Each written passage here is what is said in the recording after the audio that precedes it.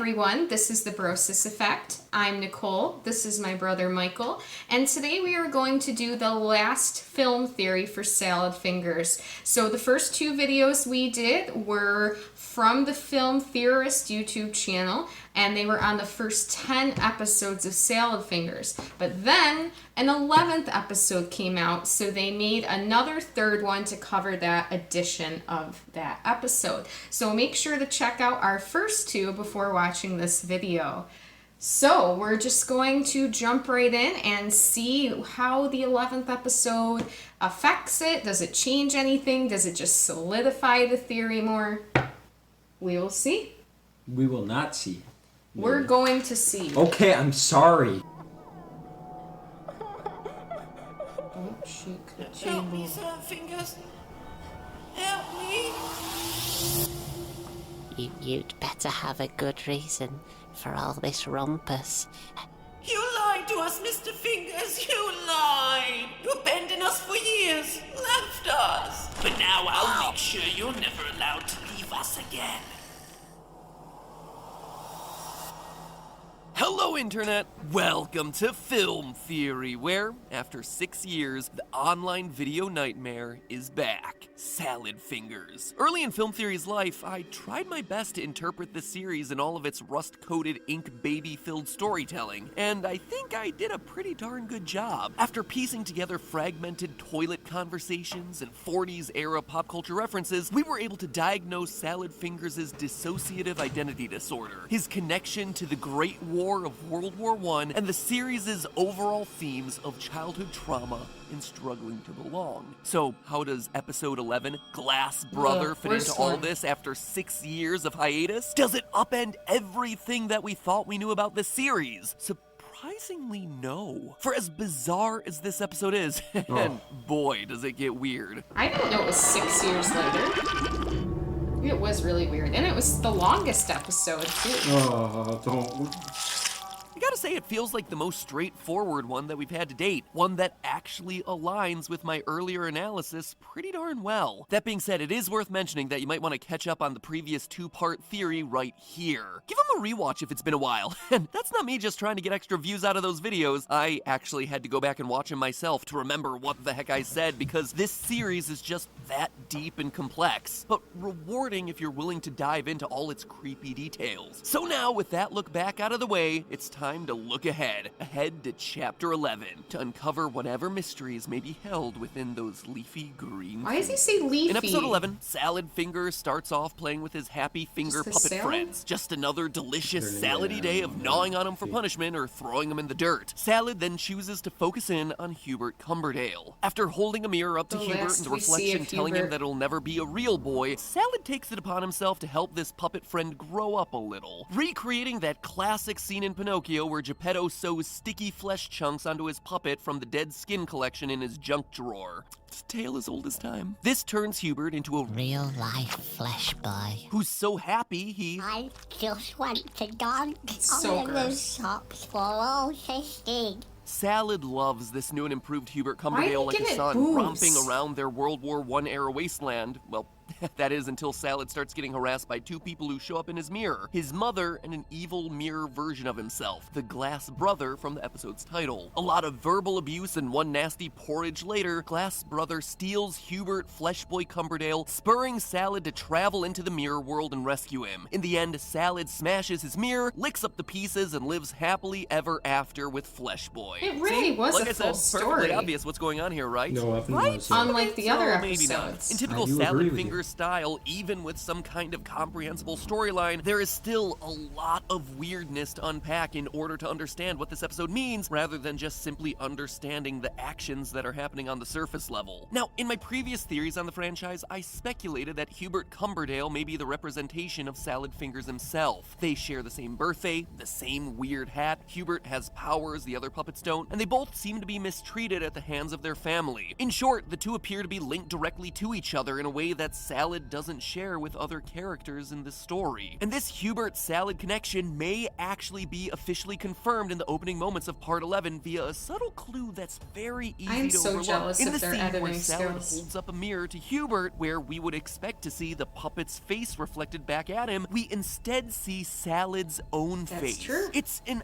odd little detail, especially when you consider that David Firth, the series Oh, that's what he creator, looks like. explicitly chooses to show that the mirror adheres to real-world rules, as throughout the surrounding scenes, we see the mirror accurately reflecting other things, like the freshly haircutted Marjorie Stewart Baxter. This feels like an intentional creative decision to subtly allude to the fact that Hubert and Salad are indeed one and the same, or at the very least, reflections of one another. The next scene shows Salad turning Hubert into a real boy using spare flesh. Now, if you notice, this drawer contains memorabilia from past episodes. The pump from when Salad Fingers was recovering after giving birth in episode 9 Letter, a bone that I actually have no idea what it is. It kinda looks like a very small hip bone to me. And the broken name tag of Milford Cubicle. Real name I think it Harry, was the guy in the Milford's barbecue flesh, apron though. who in episode 3 died banging his head against the door and was later skinned to make Salad's friendship hat in episode 10. It's that reference and the fact that he's the only character that we've ever seen probably get his hip skinned in this bone series and that his makes flesh. me think that this box is filled with his spare flesh, and that the flesh being sewn onto Hubert is his. Well, let's talk about this idea of Hubert becoming a real Mr. boy for Cubicle. a second, shall we? Throughout the series, we've seen Salad's personality, and, well, he's not your typical man's man. I mean, he's not your typical anything, really, but he's definitely not what you would call masculine. We see him giving birth, wearing bride's dresses, flirting with sailors, milking himself, and doing a fair bit of crying. For someone whose brother was a soldier in the Great War, this sort of behavior could have been seen as dishonorable, embarrassing, especially when you consider that this is back in the 40s. Salad most likely got harassed for all these reasons. So Hubert, wrapping himself up in the flesh of someone else, a male character, is truly a rebirth of sorts. You can hear it in the nursery-style musical chimes in the background, the way Salad heaps compliments onto him like you would a newborn baby. Who's that little dazzling dreamboat? Sugar cheeks? Thunder thighs? And the way Hubert speaks I don't reflects get this thunder too. He's a thighs. new carefree person who's just been born. I'm fresh and ready for life. And if it's a rebirth for Hubert, then we already know that it's also representative of a rebirth for Salad Fingers himself. He's finally able to give rise to something in his life that's able to do what he always struggled with, fit in as a real boy. Emphasis. Salad Fingers looks better Not than that quite thing. convinced? Let's watch what happens next. Salad immediately starts speaking about the real boy Hubert like his own baby, specifically mentioning how lucky he is to have Hubert in his life. I've surely been blessed by the soft hand of our great provider. So this is all great. Salad has himself a new fleshy baby who's also kind of a stand-in for himself starting over, but then everything starts to go sideways when Salad encounters Glass Brother, his reflection in the mirror and the title character of the episode. While this is the first place that we really notice his appearance, it's not the first time that we've seen him. Remember in that opening when Hubert looked into the mirror and he saw Salad in his reflection? Well, this obviously isn't a reflection of Hubert, but it's also not really a reflection of Salad either. This is the actual first appearance of Glass Brother, and it's immediately clear that his defining characteristic is that he's pretty darn nasty, going on to insult Salad Fingers in pretty much every way possible. Khaki spider fingers, you'll never be a real boy, Andrew Hands. Why is Glass Brother so mean? So who or what is Glass Brother? Is he Salad's brother? Salad's reflection? What is really going on with his character? Well, the answer is that he's a little bit of both, in the sense that Glass Brother is the voice inside Salad's head telling him that he's stupid, telling him that he'll never amount I to figured anything. that. Basically, throughout this episode, you can think of Glass Brother as being that nagging sense of self-doubt and self-loathing that we all have from time to time. Except in this case, that self-doubt is what Salad sees every time he looks at a reflective surface. He's a reflection of Salad, yes, but more accurately, he's a reflection of what Salad has been told is wrong with him for his entire life. You'll never be a real boy. Which again goes back to the idea of Salad being the boy who struggled to fit in. But through Hubert growing up and becoming a real-life flesh boy, we see a Salad Fingers with newfound confidence. He's a proud parent now, which is giving him purpose and strength. You notice how in this scene when Salad first starts talking to Glass Brother, he immediately recognizes that this is not himself. This is not his own reflection. He tells him that he wouldn't understand his love for baby Hubert because You're just a glass brother. he's dismissing that hateful voice in his own head. But as soon as he establishes that there is indeed a difference between them, a new challenger enters the ring. The source of all that hate from the get-go, Glass Mother. And you know that when someone's mom symbolically shows up in a mirror, we're gonna be getting into some deep psychological issues. Now, we know from previous episodes that Salad Fingers had what you might call a rough upbringing. By every indication we have from previous episodes, his mother was either abusive, neglectful, or both. She's the hateful voice speaking to him over the radio.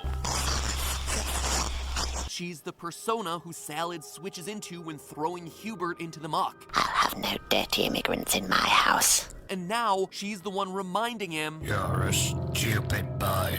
Yes, Mother. Notice that when we see Salad respond that yes, he is stupid, we're not actually seeing Salad respond. We're seeing Glass Brother respond. This is an important distinction because it gives us a big clue as to what Glass Brother is. The fact that we see Glass Brother responding, but only see the back of Salad's head, further confirms that Glass Brother is the version of Salad Fingers who agrees with his mother. He's the one who does see Salad as stupid, as useless, as ugly. Again, Glass Brother is Salad's inner negative monologue, reinforcing his self-hatred and the abuse that's been heaped on him by his family. We when all she have a asks him to glass brother. fetch A bowl of porridge. in her next line, notice that Salad says, Yes, Glass Mother. yes, Glass Mother. This is an important distinction because it's the real Salad talking from outside the mirror, recognizing that this is Glass Mother, whereas when Glass Brother is talking, he just refers to her as Mother, Pass Mother the porridge. because they're on the same side, both physically and mentally. From there, the two of them keep She's verbally so gross. abusing Salad, calling him a weak little squirt and weakly bones. Then, interestingly, the tables turn. We see the world from Glass Brother's side, and Glass Mother says, You'll forever just be a lonely reflection. we then hear Salad say, It's not fair. I've been in here for too long. these lines give us the impression that Salad is the one trapped in the mirror world. But again, this is just cluing us into the perception that Salad has of himself. He's not really in some weird alternate dimension. Probably, I mean, the series is weird, but the more likely explanation is that Salad feels trapped by all the negative self-talk that he's constantly experiencing from Glass Brother and Mother. He feels like a prisoner in his own mind and his own life. And as Glass Brother tells him, Those khaki spider fingers aren't going anywhere. except this time, it's different. This time, Salad has the new and improved Hubert Cumberdale Real Boy, aka the new reborn version of himself, to pick him up, who has a new chance at life, because instead of being put down, he's now being loved and positively reinforced by Salad, his parental figure, who, is also sort of himself. You get it. Over the following scenes, we just get more strong indicators that Glass Mother's responsible for a lot of Salad Fingers' problems, including potentially poisoning him intentionally. But Glass Mother... You'll eat what I tell you to. Don't make me come through that mirror and poke out your eyes. Later, the real boy comes in and takes care of him, showing the stark difference between Salad's relationship with Glass Mother and his relationship with the real boy. But the two of them being together attracts the unwanted attention of Glass Brother. When Salad talks about how Hubert is his He's my real-life flesh boy, the most beautiful boy in the world. it inspires Glass Brother to steal away Salad's new beginning by snatching Hubert through the mirror, where Glass Mother starts straight away to turn him into another Salad Fingers. Stick him in the coal shed. Again, all of this is symbolic of Salad's inability to escape his mother's negative reinforcement and abuse, and how every attempt he's made at a new beginning for himself is stolen away by the faces who haunt him in the mirror. But instead of ending it on that note, honestly, like you'd kind of expect an episode of Salad Fingers to end, we get a big rescue scene instead. Huzzah! Salad sneaks into the glass world late at night through a puddle, and I gotta say, I love this detail here. He's able to drop through the water now at night and there's no reflection. Whereas earlier in the day, he did have a reflection because the sun was out. He had to deal with himself face to face. He had to once again confront his reflection. Once he's in the mirror world, he grabs Hubert and confronts Glass Brother. I don't think you ought to have stolen my little flesh boy. This is a huge turning point for the character, because it's clearly the first time Salad has stood up to this negative self-talk that he's been trapped with most of his life. As soon as it happens, we see the real ugliness of Glass Brother truly come out in full force, where we see his teeth turning to nails, symbolically representing how harmful his words have been all along. And then he and Glass They're Mother start worms, vibrating, yeah. like they're glitching out in the Matrix, suddenly destabilized because Salad has upended their game. He's standing up for himself. Finally, the mirror shatters, symbolically breaking Salad Fingers out of that world of negative self-talk. Salad takes action and breaks a final mirror into tiny pieces that are too small for any of the characters to climb through. Even though Glass Mother's voice multiplies because there's now tons of mirror shards, she's powerless because Salad stood up for himself. He smashes her insults up until they're too small to hear anymore. It's really uplifting, right? And then, because we couldn't just have a nice ending without some more fleshy goop sounds, Salad rubs Hubert into the glass shards in a nice way, and then he licks them off like a mama cat. Ow.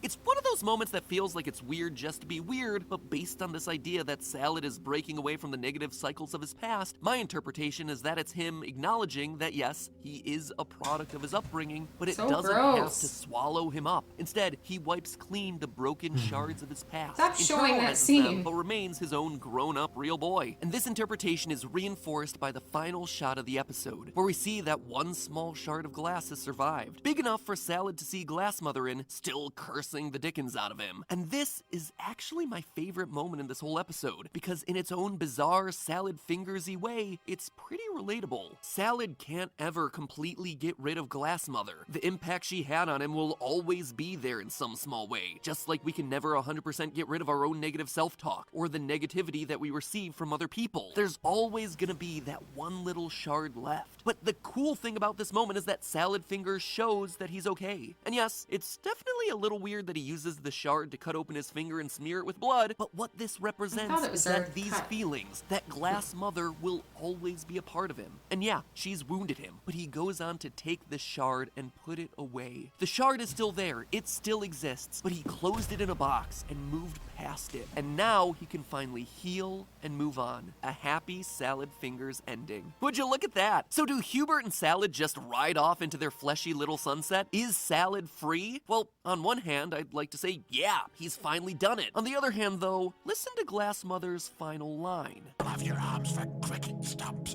Just wait until your father gets... Where she gets cut off mid-sentence when she's saying, wait until your father gets home. Now, I may have missed it somewhere along the line, but I don't really think that we've dealt with all of Salad's daddy issues yet, which seems especially relevant now that he's got a kid of his own. So in future episodes, I would expect to see a newly confident Salad Fingers coming fresh off of defeating his Glass Mother, now having to confront some kind of appearance, symbolic appearance, corpse appearance, or finger puppet equivalent of his father coming around, so we can finally deal with whatever he might have in store for our little green friend. Am I right about this? I would genuinely love to know if this is what David Firth intended. If so, awesome. It's a ton of fun to analyze. It's one of my favorite series, actually, that we cover on Film Theory. And oh yeah, I get that special privilege of listening to all those gooey Flesh Boy sounds at uncomfortably high volumes in headphones over and over and over again. But hey, if not and I'm wrong, well, heck, it was still fun. See you in another 6 years for episode 12. But hey, that's just a theory. A film theory.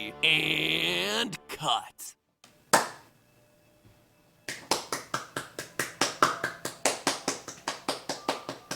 That music is the worst. Congratulations. Okay. Well, so this goes to show that, you know, we went from in the beginning thinking it was pointless and meaningless, but then as the episodes get further, you're like, okay, there's something going on, there's something they're trying to say. And then this really helps make it not seem just like pointless, gross, creepy videos, but there's actually something you could take out of it. I think we all, like I said, have a Glass brother or sister or mother or something, some negative voice in our head, always saying we're not good enough. So that's very relatable. I really do like these film theories and how they show everything. Their editing skills are really cool. And I overall agree with it, and I think that the 11th episode really solidified a lot of things that were covered for the 1 through 10. What do you think? Yeah, I thought exactly the same thing. That makes a lot of sense, and watching that's pretty accurate. Let us know what you think of this film theory. Comment if you have any other video suggestions for us to watch or react to. Until next time, this is the BroSis Effect.